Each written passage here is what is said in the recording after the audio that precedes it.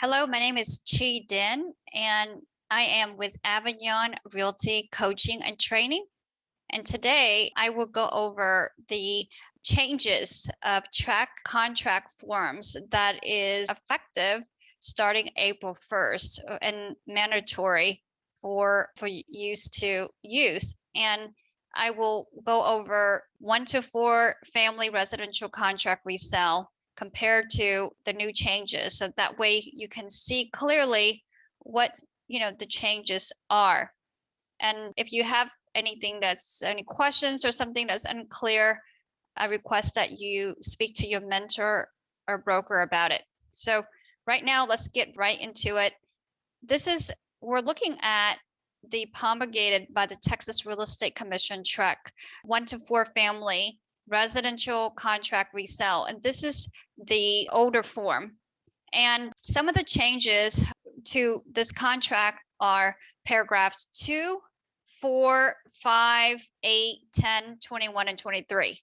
All right, so let's look at paragraph 2. This is under paragraph 2, property, section C, accessories. You can see that this is the prior contract. So for the new contract, C, accessories.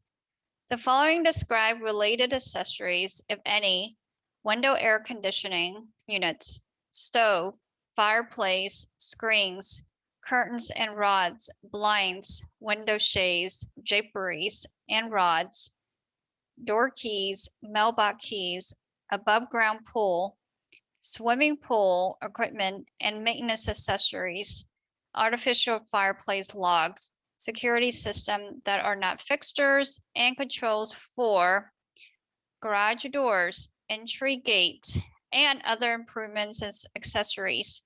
Controls includes seller's transferable rights to the software and applications used to access and control improvements or accessories, and hardware used solely to control improvements or accessories. So that's the updated new form regarding paragraph C under property. Okay.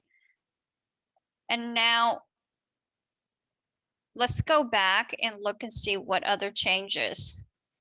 We have paragraph 4, which is, this is what it looks like under license holder disclosure. And now we're going to look at the new contract, April 4. This is going to be leases. Paragraph 4, except as disclosed in this contract, seller is not aware of any leases affecting the property. After the effective date, seller may not, without buyer's written consent, create a new lease, amend any existing lease, or convey any interest in the property. And check all applicable boxes. So A, residential leases. The property is subject to 1 or more residential leases, and the addendum regarding residential leases is attached to this contract. B, fixture leases.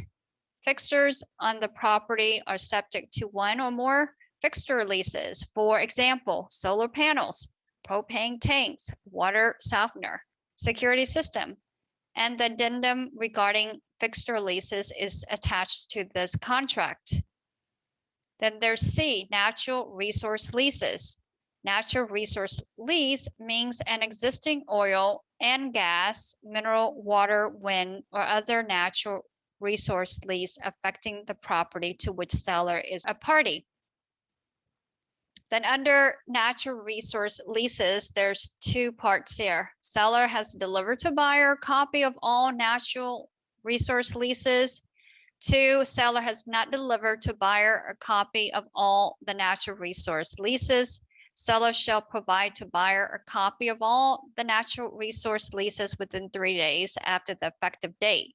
And buyer may terminate the contract within X amount of days after the date the buyer received all the natural resource leases, and the earnest money shall be refunded to buyer. So that's the changes in paragraph 4. And then we have paragraph, let me go back to the previous contract, paragraph 5. You can see here, paragraph 5 in the previous contract is earnest money. Then we have in the new contract, we have earnest money and termination option, right? There's a delivery of earnest money and option fee. This is within 3 days after the effective date, buyer must deliver to, an escrow agent at this address, the amount as earnest money and amount as the option money. And the earnest money and option fee shall be made payable to escrow agent. It may be paid separately or combined in a single payment. 1, buyer shall deliver additional earnest money of this amount here to escrow agent within X amount of days after the effective date of this contract. 2, if the last day to deliver the earnest money, option fee, or the additional earnest money falls on a Saturday, Sunday, or a legal holiday, the time to deliver the earnest money, option fee, or the additional earnest money as applicable is extended into the end of the next day that is not a Saturday, Sunday, or legal holiday. And then 3, the amounts escrow agent receives under this paragraph shall be applied first to the option fee, and then to the earnest money, and then to the additional earnest money. And then 4, buyer authorizes escrow agent to release and deliver the option money to seller at any time without further notice to or consent from buyer, and releases escrow agent from liability for delivery of the option money to seller, and the option fee would be credited to the sales price at closing. Now, B, termination option for nominal consideration, the receipt of which seller acknowledges and buyer's agreement to pay the option fee within the time required, seller grants buyer the unrestricted right to terminate this contract by giving notice of termination to seller within this amount of days after the effective date of this contract option period. Notices under this paragraph must be given by 5 p.m. local time where the property is located by the date specified. If buyer gives notice of termination within the time prescribed, the option money will not be refunded, and escrow agent shall release any option fee remaining with escrow agent to seller, and any earnest money will be refunded to buyer. C, failure to timely deliver earnest money. If buyer fails to deliver the earnest money within the time required, seller may terminate this contract and exercise seller's remedies under paragraph 15 or both by providing notice to buyer before buyer delivers the earnest money. D, failure to timely deliver option fee. If no dollar amount is stated as the option fee, or if buyer fails to deliver the option money within the time required, buyer shall not have the unrestricted right to terminate this contract under this paragraph 5. And E, time. Time is of the essence for this paragraph, and strict compliance with the time for performance is required. So that is the new changes with earnest money and termination option. Then we have paragraph 8. Let's go back to the previous contract, paragraph 8. You can see here with the previous contract, you got broker fees. Now with the new contract, right, broker fees and sales agents. A, broker and sales agent disclosure. Texas law requires a real estate broker or sales agent who is a party to a transaction or acting on behalf of a spouse, parent, child, business entity in which the broker or sales agent owns more than 10% or a trust for which the broker or sales agent acts as a trustee, or which the broker or sales agent or the broker or sales agent spouse, parent, or child is a beneficiary, to notify the other party in writing before entering into a contract of sale. Disclosure if applicable. Okay. And then B, broker's fees. All obligation of the parties for payment for broker's fee are contained in separate written agreements. So that is the paragraph 8. It's actually brokers and the sales agents. And then we have paragraph 10. Let's look. This is from the previous contract, right? We got paragraph 10 here, and then this is the new paragraph 10. This one is possession, buyer's possession. So seller shall deliver to buyer possession of the property in its present or required condition. Ordinary wear and tear accepted upon closing and funding, okay, or according to a temporary residential lease form promulgated by check or other written lease required by the parties.